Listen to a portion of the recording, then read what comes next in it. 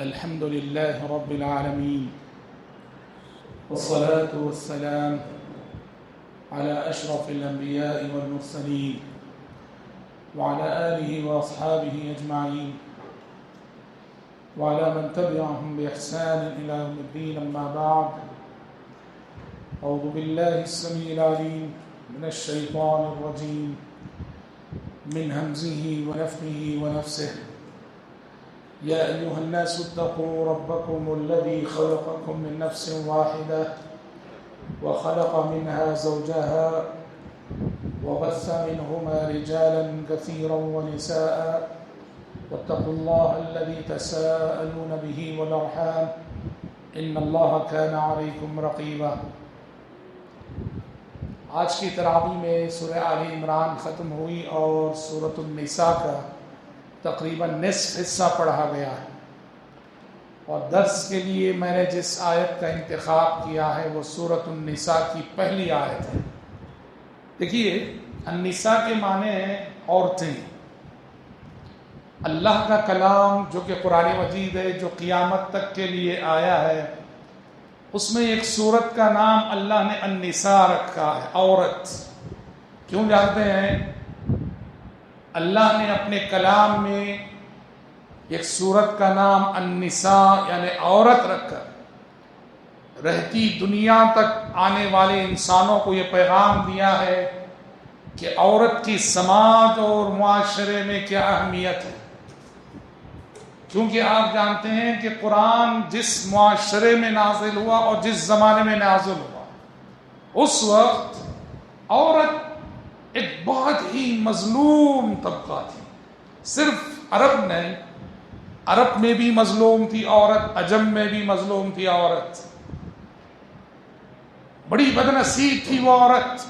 کیونکہ آپ عربوں کے بارے میں تو سنتے ہیں، اللہ کے نبی جس زمانے میں آئے اس زمانے میں عورت کو دوسرے حقوق دینا تو چھوڑو، جینے کا، زندگی کا بنیادی حق بھی وہ سماج نہیں دے رہا تھا. بچی پیدا ہوتی تو اس کا دشمن کون؟ اس کا باپ. عرب کا ایک بے رحم باپ اپنی پیدا شدہ بچی کو لے جا کر اپنے بے رحم ہاتھوں سے زندہ دفن کرتا تھا. یہ صورتحال تھی عرب کی. اللہ نے کہا وَإِذَا الْمَوْعُودَةُ سُئِلَتْ بِأَيِّ ذَنبٍ قُتِلَتْ، جب قیامت قائم ہوگی تو زندہ دفن کی گئی بچی سے سوال ہوگا تیرا کیا گناہ تھا کہ تیرے باپ نے تجھے اپنے بے رحم ہاتھوں سے یوں دفن کیا تھا. قرآن نے کہا یہ عرب کی صورتحال تھی. اور کئی طرح کے ظلم تھے جو عورت پہ ہوتے تھے عرب میں. سورہ نساء ہی میں دیکھیے آج آیت گزری، وہ اگر فرض کرو کہ کسی عورت کے شوہر کا انتقال ہو جاتا تو شوہر کے انتقال کے بعد عورت آزاد نہ ہوتی. شوہر کے انتقال کے بعد عورت اپنے شوہر کے رشتہ داروں میں مال وراثت کی طرح سے بٹ جاتی تھی. کسی بھی عورت کے شوہر کے انتقال کے بعد اس کے شوہر کے رشتہ دار اس کے حقدار بن جاتے. اپنے نفس پہ اسے کوئی اختیار نہ تھا. سورۃ النساء میں اللہ نے وہ آیت نازل کی اور اس ظلم کا خاتمہ کیا. کہا یا ایھا الذین آمنوا لا یحل لکم ان ترثوا النساء کرہا، اے ایمان والو تمہارے لیے ہرگز یہ جائز نہیں کہ کسی بھی عورت کے شوہر کے انتقال کے بعد تم زبردستی اس عورت کے وارث بن بیٹھو، مال کی طرح، جائیداد کی طرح. یہ تو عرب میں. عجم میں کیا ہوتا تھا؟ عجم سے مراد نان عرب کو عجم بولتے ہیں. عجم میں کیا ہوتا تھا؟ بیچاری عورت عرب میں بھی مظلوم تھی اور عجم میں بھی مظلوم تھی. آپ کو معلوم ہے، ہم شاید یہاں کے سلیبس میں بھی پڑھتے ہیں یا پڑھایا جاتا ہے، زمانے قدیم میں ہمارے ملک میں بر صغیر میں ایک روایت چلی آ رہی تھی ہندو قوم میں.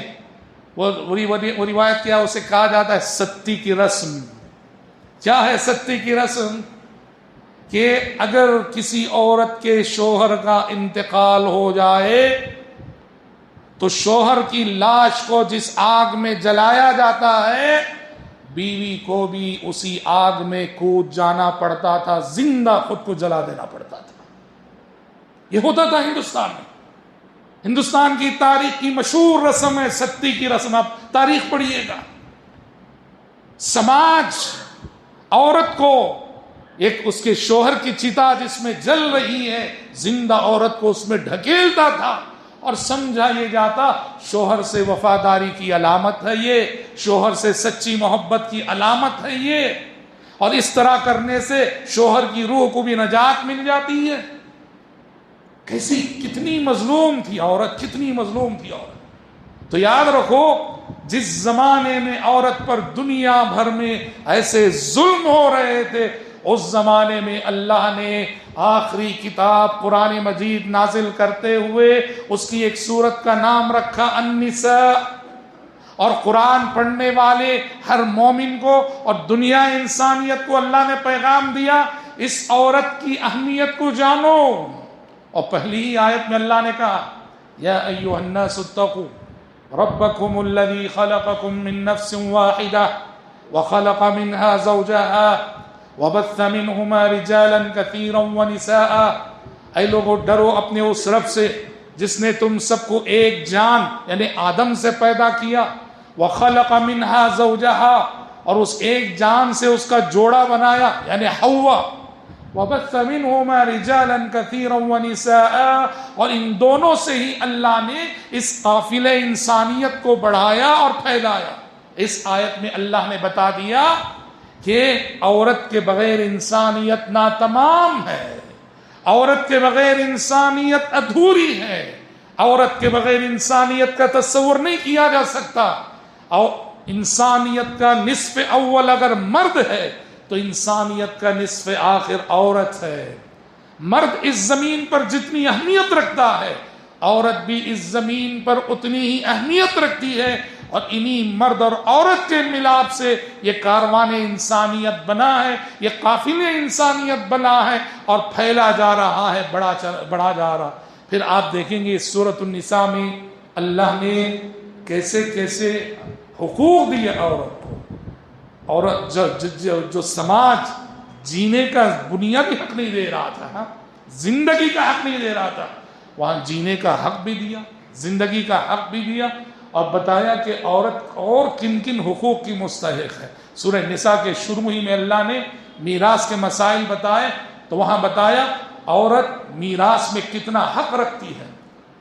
اگر باپ کا انتقال ہو جائے بیٹی کی حیثیت سے اسے کتنا ملتا ہے، اگر شوہر کا انتقال ہو جائے تو بیوی کی حیثیت سے اس کے مال میں سے اسے کتنا ملتا ہے، بھائی کا انتقال ہو جائے تو بہن ہونے کی حیثیت سے اسے کتنا ملتا ہے. سمجھا رہی بات؟ اللہ نے سارے رشتوں کا تذکرہ کیا اور عورت کے حقوق متعین کیے. کہا کہ مال وراثت کا جتنا مرد حقدار ہے ویسے ہی عورت کا بھی بنیادی حق ہے. اور پھر ایک بنیادی حق یہ دیا مردوں سے، اللہ نے کہا تمہاری ذمہ داری ہے عورتوں کے ساتھ زندگی میں حسن سلوک کرنا. اللہ نے کہا وَعَاشِرُوهُنَّ بِالْمَعْرُوفِ. سورہ نساء میں اللہ نے کہا عورتوں کے ساتھ اچھا سلوک کرو، اچھا سلوک کرو. عورت مزاج کی کمزور ہوتی ہے، اس مزاج کی کمزوری کو برداشت کر کے چلنا تمہاری ذمہ داری ہے اگر واقعی تم مرد ہو تو. اللہ نے کہا فَإِن كَرِهْتُمُوهُنَّ فَعَسَىٰ أَن تَكْرَهُوا شَيْئًا وَيَجْعَلَ اللَّهُ فِيهِ خَيْرًا كَثِيرًا. عورت کا تم پر یہ بھی حق ہے، ایک تو پہلے حسن سلوک کرنا، حسن سلوک کرنا. اولاد ہونے کی حیثیت سے ماں کے ساتھ حسن سلوک کرو، بیوی ہونے کی حیثیت سے شوہر کو حکم دیا کہ بیوی کے ساتھ حسن سلوک کرو، بھائیوں کو حکم دیا بہنوں کے ساتھ حسن سلوک کرو، پوتوں کو حکم دیا دادی کے ساتھ حسن سلوک کرو. اور خاص کر شوہروں سے کہا گیا کہ تم یہ خواب مت دیکھو کہ تمہاری بیویاں تمہارے کنڈیشن پہ پوری طرح 100% اتریں گی. یہ نہیں ہونے والی بات ہے، یہ نہیں ہونے والی بات ہے کہ تمہاری بیویاں تمہارے کنڈیشن پہ 100% اتریں. تم مرد ہو نا، عورت جذباتی ہوتی ہے، مزاج کی کمزور ہوتی ہے. مرد ہونے کی حیثیت سے تمہاری ذمہ داری ہے اس کی کمزوری کو مسئلہ بنائے بغیر برداشت کر کے کمپرومائز کر کے چلنا. اللہ نے کہا فَإِن كَرِهْتُمُوهُنَّ فَعَسَىٰ أَن تَكْرَهُوا شَيْئًا وَيَجْعَلَ اللَّهُ فِيهِ خَيْرًا كَثِيرًا. کہا کہ اگر تمہیں تمہاری بیویوں کی ایک دو عادتیں پسند نہیں آتی ہیں، صبر کرو، انہی بیویوں کے اندر اللہ تمہیں بہت خیر دکھانے والا ہے. سمجھ رہے؟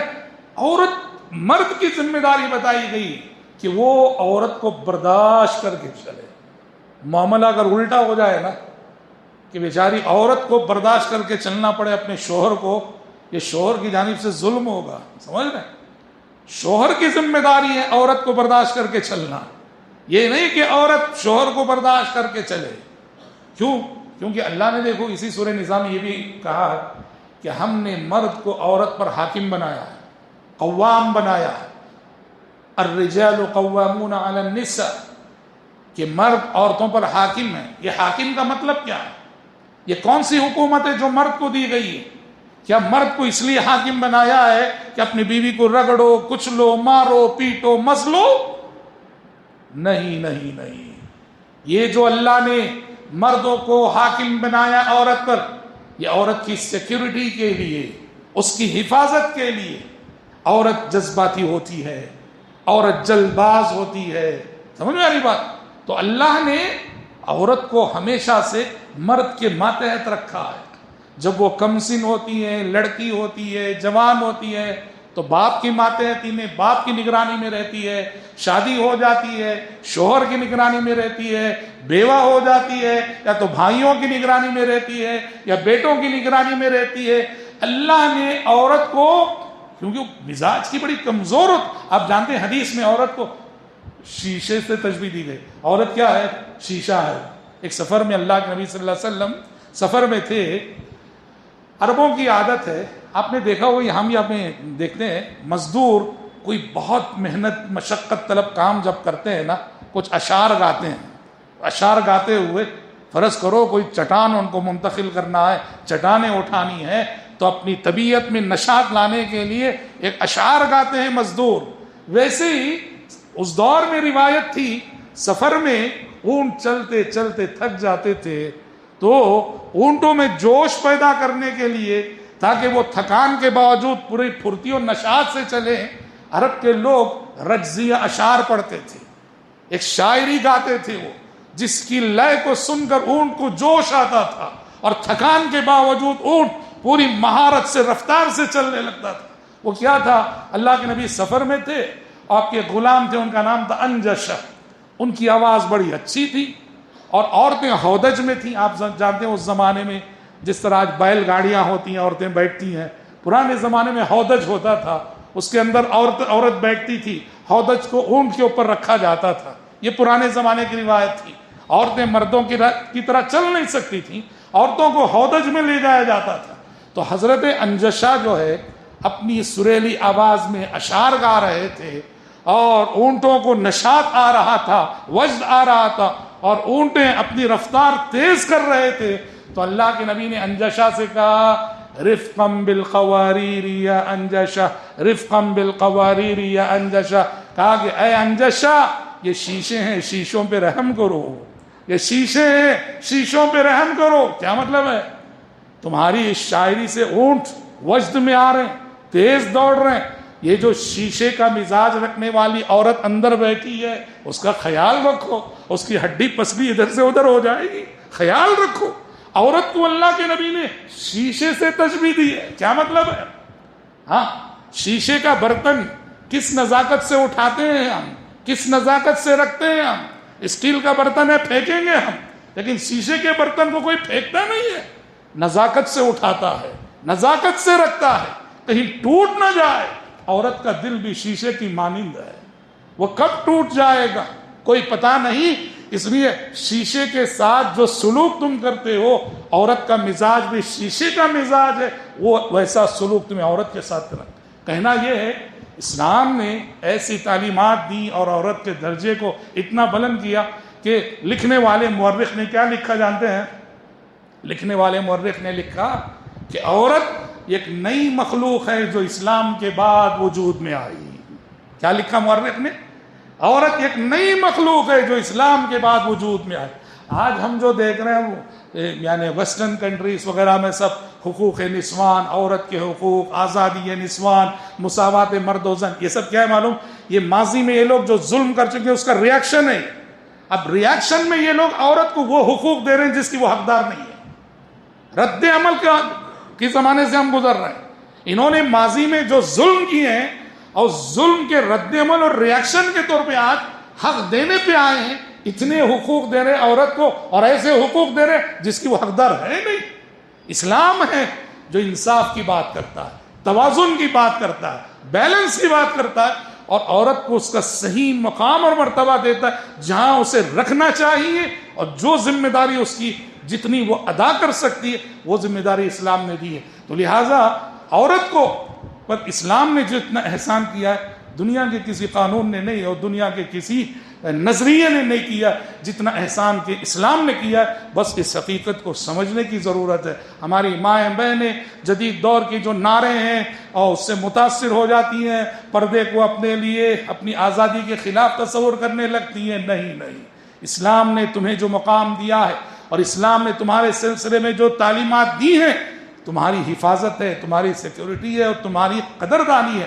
عورت اگر ان حدود کو تجاوز کر کے ویسٹ کے راستے پہ جانا چاہے، یورپ کے راستے پہ جانا چاہے، وہ اپنے آپ پہ ظلم کرتی ہے. یاد رکھیے گا. ضرورت ہے سورۃ النساء کی اور ساری تعلیمات کو پڑھنے کی جو بتاتی ہیں کہ سماج میں عورت کا مقام کیا ہے اور عورت کا رول کیا ہوتا ہے.